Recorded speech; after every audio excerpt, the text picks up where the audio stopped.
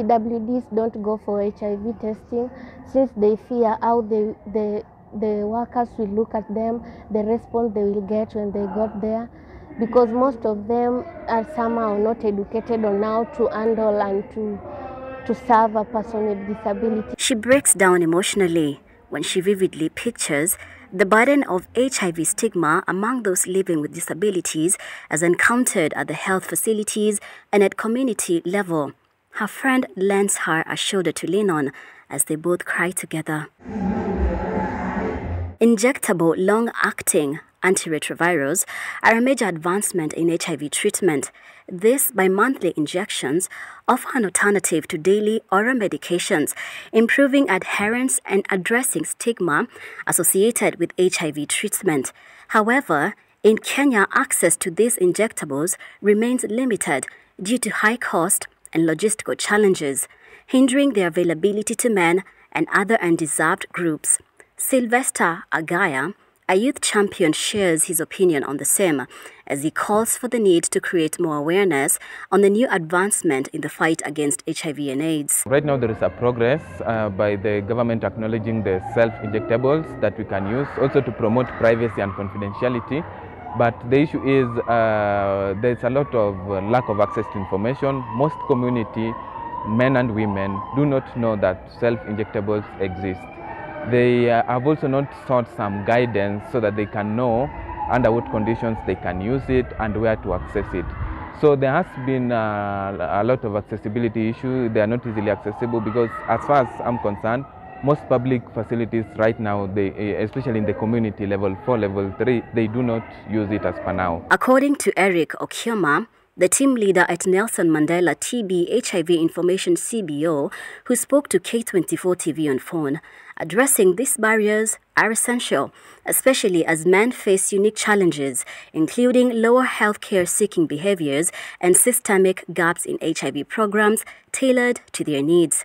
Additionally, the intersection of HIV and gender-based violence against men must be addressed, as men experience forms of gender-based violence, including emotional, physical, and economic abuse, often compounded by societal norms that discourage them from speaking out. We've focused so much on the girl child, neglecting the boy child. The society has also orchestrated man to be man in the society, so that even when there is a challenge, a man is not able to share. They've not normalized these discussions around taking care of us as men. We are also advocating for what we call positive masculinity. A lot of reports have come out in this nation where we have a lot of femicide, women being killed. Most of the killers of these women are men. And so we want to encourage men that it is time for us to dialogue. Violence does not pay. Violence is a crime. As these concerns take a center stage as the world marks World HIV and AIDS Awareness Day, Kisumu County now leads in new infections, with both boys and men topping the list with over 50,000 cases. Men in Kisumu County, they are leading in terms of HIV burden. It's over 50,000 men, and boys are living with HIV. And that's a challenge, Kisumu being number one. In the whole 47 counties of Kenya is a challenge because most men are actually breadwinners in their families. When a man is down with a sickness, it really has economic challenge within their household. The fete was also marked in different parts of the country, with this year's theme being Ending HIV and AIDS by 2030, taking the opportunity to encourage mass testing for HIV among the youth and old. Mumbi Chege for K24. President William Ruto has continued to champion the social health insurance enrollment spearheaded by his government. Now, despite challenges bedeviling SHIF implementation, President William Ruto says the former health coverage under NHIF was meant for the wealthy, but the new plan seeks to have all Kenyans on board. The president spoke during the commissioning of a 33/11 kV substation in Wundanyi, Taita Taveta County, where he called out leaders propagating tribal politics. He is accompanied by Cabinet Secretaries Ali Hassan Joho, Opiyo Wandayi, and Minority Leader Jeanette Mohammed. The ongoing ones we have Kwale 2.5. Hapa mbele mambo ya NHIF ilikuwa ni wewe mwenye uko na mshahara ndio unaweza kulipa NHIF. Wewe mwenye uko na uwezo ndio unalipa NHIF. Na nilisimama hapa nikawaambia tutatengeneza bima ambayo hata mwananchi ambaye hana kazi ama hana uwezo, serikali ya Kenya itahakikisha kila mwananchi atakuwa na bima ya afya. Na mimi namuunga Mheshimiwa Rais ya kupigana na ukabila. Si ndio? Si Kenya ni moja? Si mimi ni Mkenya kama Mkenya mwingine? Na wewe si ni Mkenya sio? Bas mimi nataka niseme tutasimama imara. Mheshimiwa Rais, sisi kama watu wa Azimio, kwanza mimi ndio kiongozi ya upinzani hapa Kenya kikatiba, kwa sababu mimi ndio minority leader. Wale watu wanatembea hapa kando kando wanasema ati hao na upinzani, hawa ni watu fake. Upinzani ni mimi, na mtu asichukue kazi yangu tafadhali. Hiyo ndio ile kazi Mungu amenipatia, tafadhali wawache mimi kazi yangu. So your excellency, mimi wakati wa uchaguzi watu wetu wa Azimio na walikuwa na manifesto. Watu yako pia walikuwa na manifesto. Watu walikuwa wanasema wanataka kujenga manyumba, low cost housing. Watu walikuwa wanataka kusema ati wanataka kufanya industry kama hii unafungua jana. Watu walikuwa wanasema wanataka kufanya electrification. Na saa hii mimi naona hizo ndio inafanyika. Sasa tutapinga ya nini? Kama kazi inafanyika, tunaweza kupinga kweli? Tunangoja ya kupinga. Bado haijapatikana. Na mimi nataka niwahakikishie wale wote wanaabudu sanamu ya ukabila, tutawachana na wao. Sisi wote ni ndugu moja jameni. We are one people, one nation with a common.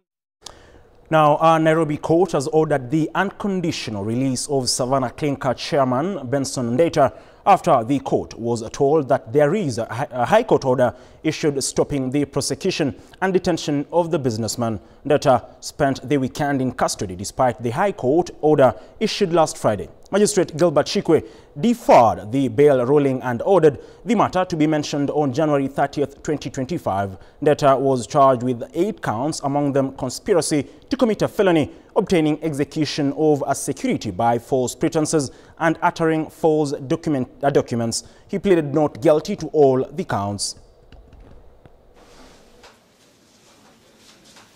And Your Honor, order number 1 granted by the High Court basically states that pending the hearing of the application,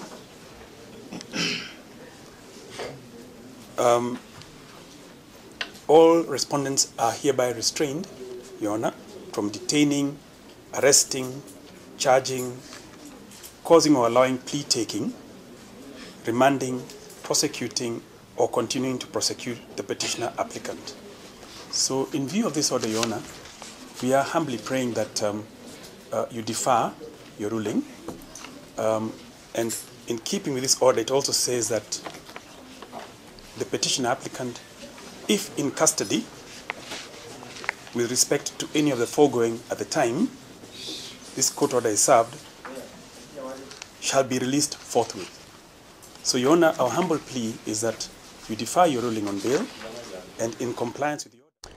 To matters farming, and in a bid to operationalize and bring back the cotton industry to its feet, the government and major stakeholders in the sector are aiding ginneries in Siaya and Busia counties through funding and repairs following years of neglect due to financial constraints. The partnership has been lauded by cotton farmers in Siaya and Busia counties, who are expected to reap big from the revival of cotton farming. With the cotton industry facing a myriad of challenges in the recent past, leading to the collapse of major cotton ginneries in the country, the government has collaborated with major stakeholders in the sector in the quest to ensure the industry flourishes again. The collaborations is aimed at transforming the industry, ensuring sustainability and enhancing the livelihoods of cotton farmers.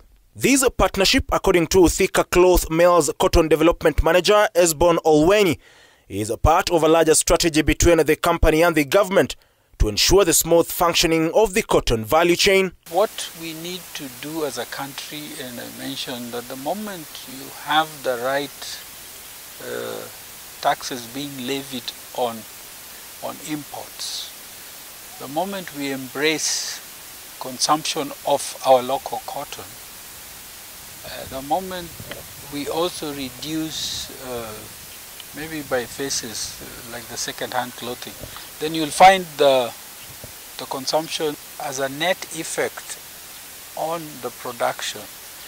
And if you go to the production level, we have had challenges of good seed.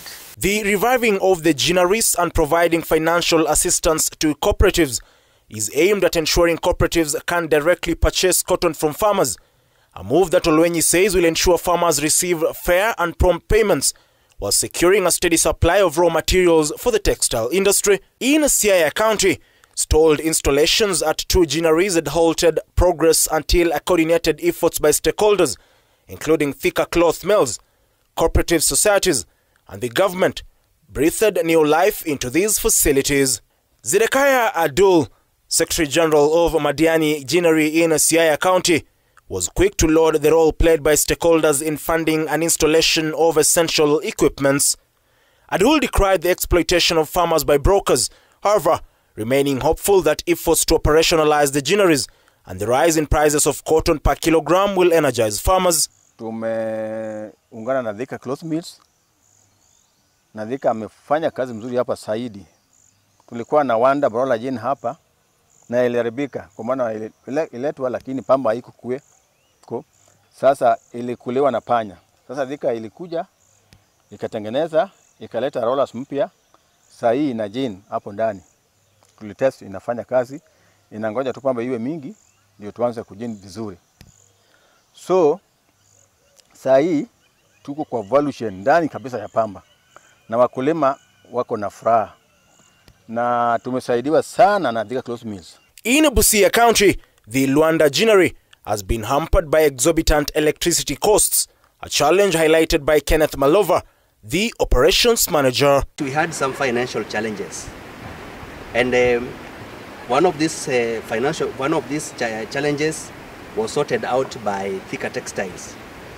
They came in, they helped us, supported farmers with seeds, plus of taking of this seed cotton as we do ginning here. They also supported us in payment of power and some repairs here and there to make sure that we are on our feet to run. However, farmers like Benjamin Onyango, who owns a 3-acre cotton crop farm, is optimistic that the revival efforts, despite challenges faced, including pest invasions and limited access to seeds and pesticides. Yuko na hekta, eka 3. Sasa tunatarajia kupata kilo 400-500 hapo. Naomba serikali wakati wa kuspray watutembelenge wakutupatia mawaida kuongeza kwa ile yetu ambayo tunayo tena na kutupatia msaada ya dawa. Now on that note, we just take a brief break. I'll be back in a moment.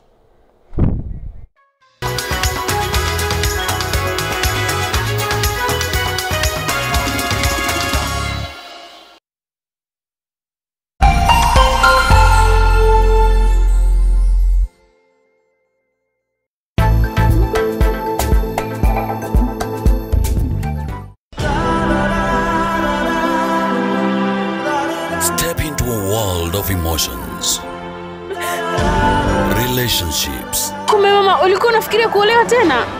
Ili unijalete kidogo, wewe ni mbaya. Dilemma.